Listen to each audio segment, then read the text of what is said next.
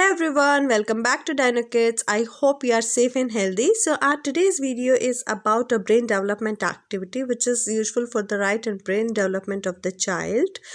For this activity, all you require is a plain sheet as you could see here and two strikers.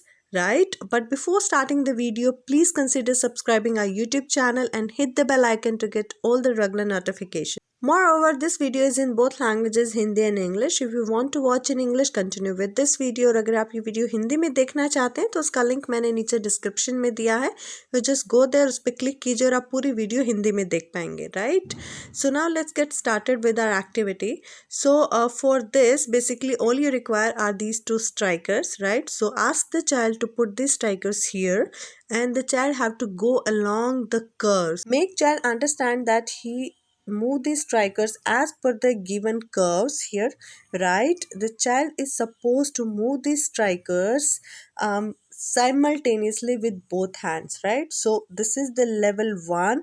After that, this is the level 2 for this activity. Child again would put the strikers at the initial point, then will move the strikers simultaneously using both hands, right, and go to the upper. So the right and the left, right, brain development happens of the child simultaneously. Now the child would come back. After this, this is the level 2 as I said. After this, there is a level 3 of this activity which you could see here.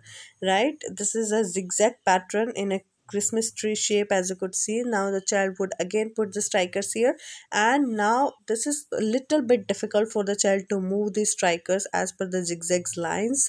Once reach at the top, ask the child to come back following the zigzag patterns and then to the initial point.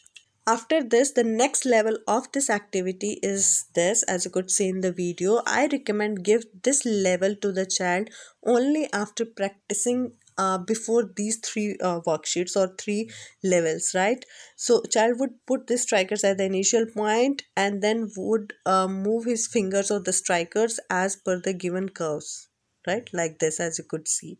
Fine. So this activity or this level seems easy, but for the child it's not that easy. So like this, then ask the child to come back, and this is a perfect activity for the hand and eye coordination.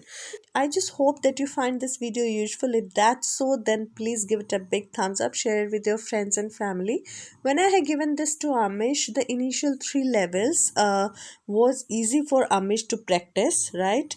But when I had given the 4th level, this one, to Amish, then he found this little bit difficult, right? Now let's see how he's doing this one.